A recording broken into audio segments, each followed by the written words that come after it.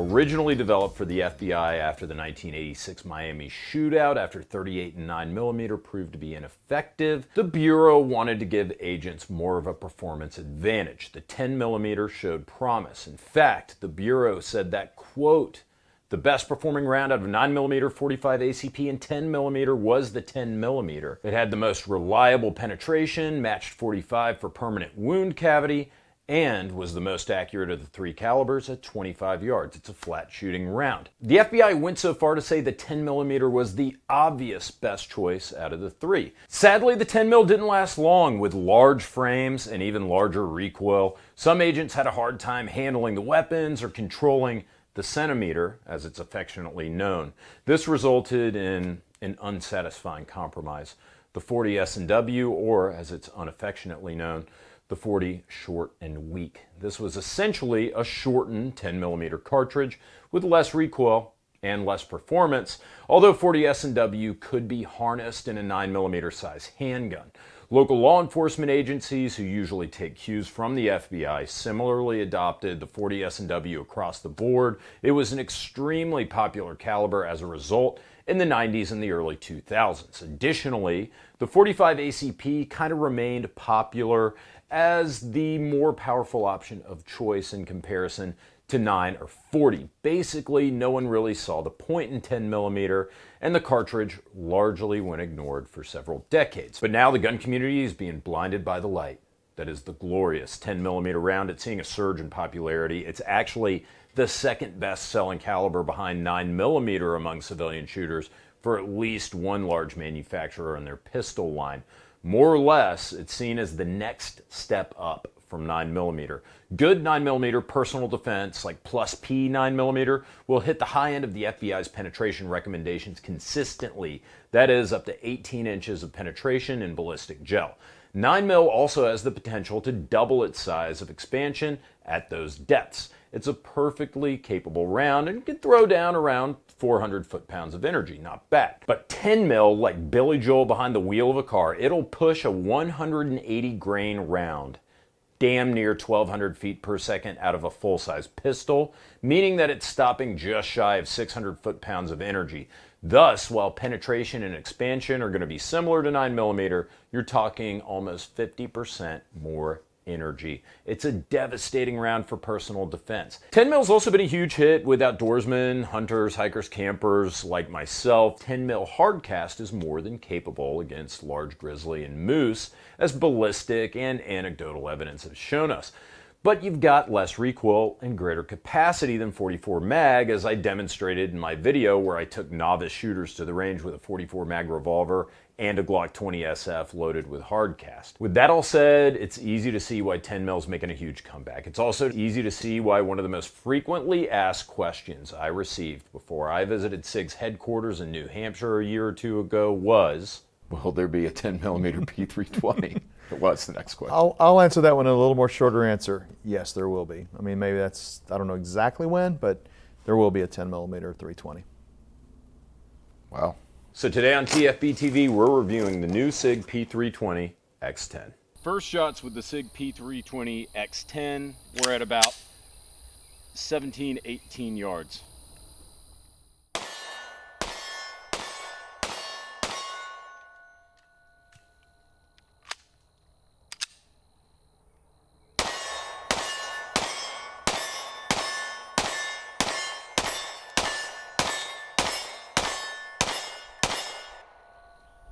God.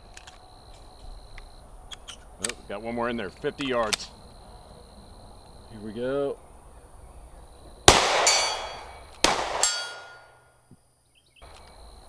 Can't miss. That's crazy. SIG went big, literally and figuratively, for their first 10mm. This was part of their new strategy to break into the outdoors market as they increased their offerings for hunters and outdoorsmen. In their minds, there would probably be a broader appeal among recreational shooters and hunters both with a full-size 10mm like this. Thus, the X-Ten is a play on the X5, the X5 being the duty-size 5-inch barrel version of SIG's flagship pistols. that debuted, in my recollection, like in the mid-2000s. SIG has expanded its X5 offerings quite a bit over the past few years. I wouldn't try to conceal an X5 pattern pistol, but for duty use or on the range, it's great. This is a 10mm full-size pistol with a hefty 15+1 capacity of 10mm, and the gun comes with 2 magazines. While it's indeed compatible with 45 cal P320 frames, the X-Ten comes with an all-new redesigned grip module that I'll talk about in just a second. The X-Ten comes optics ready with a slide cut to accept the Trijicon RMR pattern, including the Sig Romeo 2. For irons, it's got X-ray 3-dot night sight standard, it's got a 5-inch bull barrel, and it's got a flat X-Series trigger, which is fantastic, right at 4 pounds. It weighs 33 ounces with an empty mag. MSRP is $7.99, which isn't too bad for a premium variant of a 10mm, including night sights and optic compatibility. As I just alluded to, like the other 320s, the X-Ten's a chassis-based system, meaning that the fire control unit, or the FCU, is the serialized component.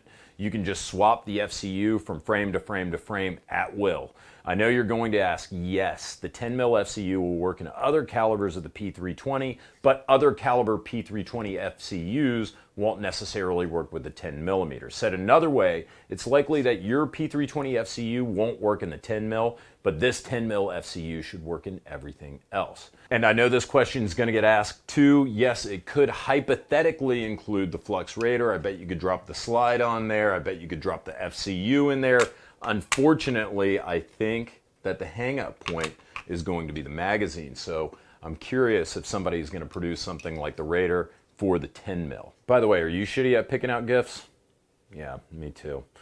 You may remember I went to 511 right before Christmas, picked out a shirt for my dad. I thought it was pretty awesome. Completely forgot to give it to him for Christmas. Had to rush out to the mall, give him a bottle of cologne that he wore like back in the 90s. My dad's 83 years old. He doesn't need cologne. So I did a pretty terrible job. But look, I'm not going to let you guys make the same mistake. Neither is 511. You guys know that 511 has supported us for years now. They want to do a Father's Day giveaway. They're going to give away, it's adorable, a couple of matching Rush 24 bags for you and Dad. The brand new Rush 24 2.0 that has the nifty gun pouch. It's also got the new laptop compartment, which is pretty awesome. Love these bags. You will too. If you want to win one with Dad, or if you're a father and you want to win a matching set with your son, just leave a comment. 511's going to be patrolling the comments. They're going to pick the best one. Tell us what your dad or your son would put in a Rush 24 backpack. Best comment will win, and you guys will get a matching set. As I said, the 10mm frame will be swappable with 45 ACP P320 frames, while the 45 magazines should fit. I don't know if they'll work or not because, first of all, I don't own any of those magazines. Second of all, the cartridge length difference.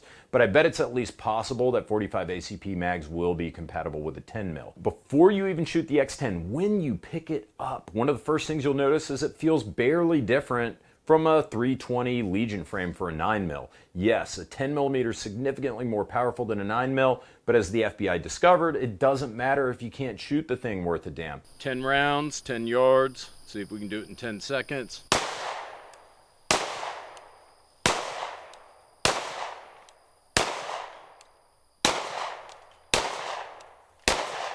You know, you do 10 rounds, 10 seconds, and you hope to get all 10s, but I think I just am barely, I threw one like maybe a ½ inch. I normally will shoot higher.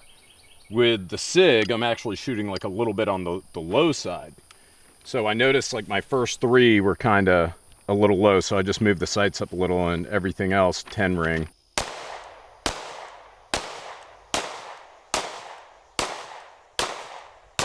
All in the 10 ring on that one, I think. I think I threw one into the 9 because there's no such thing as a perfect score on TFBTV for some reason. Relative rapid fire, we're putting almost every shot into a group the size of my fist. So for 10mm, that's insane. Full credit goes to the grip. Because SIG took great care to design the ergonomics for the 10mm, most of you will be able to get a very good grip on the X-Ten, which leads to better recoil control. It's very well designed, and it feels more like a large 9mm, not like the beast of a 10mm with a 5-inch barrel that it is. Accordingly, recoil was very controllable with this gun, Accuracy was excellent, primarily between the sights, the great trigger, and the recoil control, even without an optic mounted. I was making hits out to what I thought was 50 yards, but it was actually closer to 75 yards with very little holdover.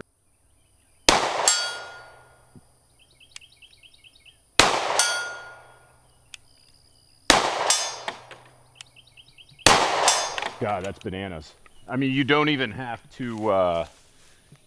really have to adjust too much for drop with 10 mil. Like, I'm basically using the front sight to cover the head of that silhouette at 50 yards, and it's just ding, ding, ding, ding. I don't even have an optic on here. You'd be really, really nasty if you had an optic on here too. And it uses the RMR, Trijicon RMR footprint.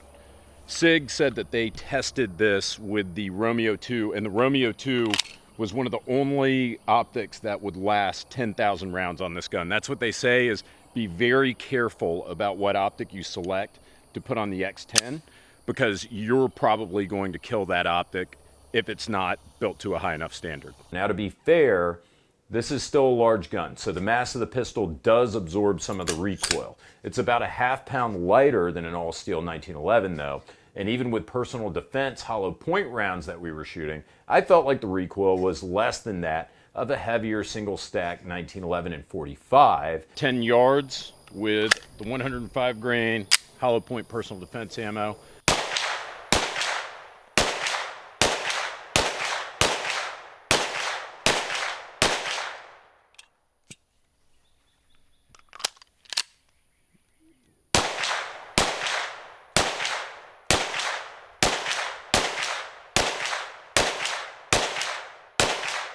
Pretty rapid fire, shooting 2 mags.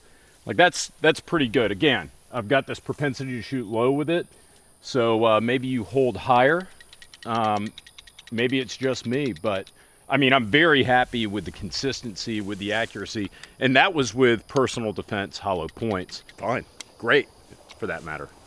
It's got ambi controls and a swappable mag release button, so they all work well. No surprises here. It's a Sig P320. If you like P320 controls, which you should, you'll like these because they're the same. The only real difference between 40 S&W the round and 10mm the round is the case length. Thus, oftentimes, 40 will work in a 10mm. Obviously not vice versa, unless you want to, for Father's Day, maybe show your kids a neat trick that could result in years of mental therapy. But of course, we had to try the X-Ten with 40 S&W to see how it went. 40 S&W, God, please don't blow up. I'm too pretty for this.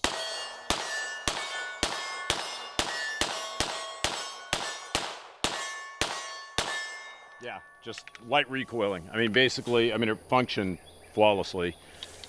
We can do that again, but I mean, I would imagine that if you put 40 S&W in here, you're going to be doing just fine. Like, it actually would be great maybe if you wanted to get range practice. What I'm trying to say is we had an almost perfect experience with the X-Ten at the range. I thought this was going to be one of those reviews where I'm getting beat up by recoil all day. This was actually a very enjoyable gun to shoot. Extremely accurate, controllable, pretty amazing. When you're shooting this thing, you're like, this is the gun that God would have.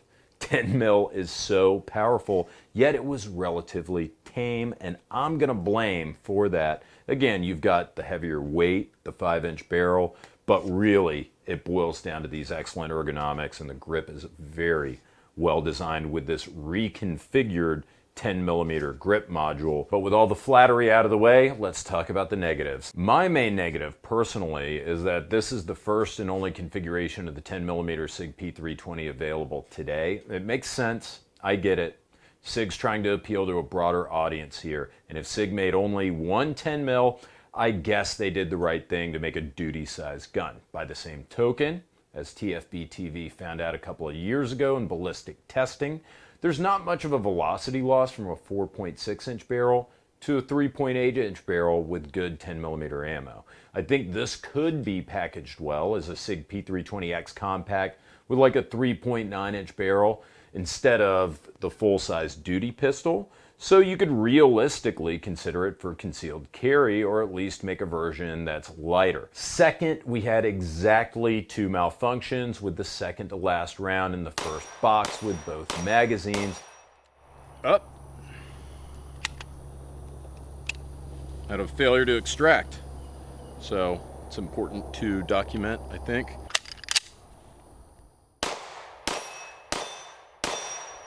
Oh, another one. Exact same malfunction. Back to back. It was weird, like both magazines independently decided that they were going to have the same malfunction on like the 14th round early on in the review. I'm going to give the P320 the benefit of the doubt here, and I'm going to assume that this is break-in related. Our copy right here was a pre-release copy, and as usual, I didn't clean or lubricate this gun before we hit the range. We kept shooting it to see if it happened, and after shooting hundreds more 10mm and 40 S&W rounds from 3 different kinds of ammo, not to mention hollow points, we ran into no issues whatsoever with it, so it was likely mag-related, or more likely a break-in related incident. That said, and while we're in the trust tree, I think you basically have 2 choices right now for a 10mm polymer frame handgun, even though there are a few companies making them. Of course, this Sig P320 X-Ten is fantastic, and you guys know Glock, I love them. They've been making 10 mils for a while. Yeah, they're a sponsor of the program, and probably a Glock ad ran before this video. If you're watching this video, there's a good chance that you're a 10 mil enthusiast and you're probably looking at comparable guns and you're trying to figure out what to get. I'm trying to say I'm purely making a comparison, and fortunately I can be very diplomatic about this because we're talking about different guns, different barrel lengths. The only 10 mil I own is the Glock 29SF. The 29SF, it's the compact 10 mil that holds 10 rounds. It's probably as small as you want for a 10 mil. It weighs 26 ounces in a subcompact compact size. It has a 3.9 inch barrel. Like Clint Smith says, no gun's too small to carry and no gun's too big to fight with. I prefer the compact because when you're on a 100-mile hike through Alaska, I promise you, you'll notice the extra half pound you save. The next step up is the Glock 20. This is comparable to the X-Ten here in size. It's got the same 15+1 round capacity and a full-size frame. It's 3 ounces lighter, and it's $200 cheaper at $600 versus $800. However, the 320 X-Ten comes with night sights. It comes optics ready. It comes with a 5-inch match bull barrel, and it comes with an excellent 4-pound trigger. Not to mention it's also a chassis system, meaning that if you get the 10 mil, you'll be able to swap frames and calibers with it. Optics ready, night sights, upgraded trigger, chassis system, that could be worth the extra $200 to you easily depending on your priorities. One other thing I should mention, the Glock 20 and the 29 come as the SF as well, which means short frame. That is, it's got a slimmer in diameter grip, a smaller grip circumference to make shooting it a little bit more comfy. But even the short frame version has a 6.5 inch grip circumference versus the 5 3/4 inch grip circumference from this P320 X-Ten. So if you have smaller hands or want a tighter grip, which is just nice to have with 10 mil, then the X-Ten will probably win for you here. I should note that dimensionally, the slides on both the Glock 20 and the X-Ten, they're both about the same width. The frames are both about the same width, so dimensionally speaking, they're very close. Many people may find the 320 X-Ten ergonomics to be better, especially shooters with small hands, if you want lighter or cheaper. Not to mention that the Glock 10 mil has been around for 31 years now, and it's a trustworthy design. You can look at the Austrian options as well, especially if you're looking for a more compact version or you don't care about installing an optic. But you do get more features with the 320 X-Ten, albeit for a couple of $100, so you're really going to have to kind of compare everything side by side and decide what works best for you. Now, ignoring any comparisons, I literally applaud SIG for coming out with a 10mm P320 that is extremely well done. I was actually clapping and singing on the way back from my FFL like I was in the back of the goddamn Partridge Family bus. I hope we see more options than just a duty-sized version from them, but that depends on the market. So I guess what I'm trying to say is go out and buy as many of these as possible so SIG will reinvest in 10mm and I'll eventually get the gun that I want. Now, one of SIG's best dealers in the country is Top Gun Supply. They've been buying from SIG for 15 to 20 years now. I've known Tom and Michelle that long. Always look to them when I'm out to buy a new SIG, but if you need 10 mil at the best prices that you can find, of course, check out Ventura Munitions. Guys, don't forget to leave your comment for the 511 backpack contest for you and Dad or your son. But thanks as usual for watching. I hope you guys enjoyed this review. Take care.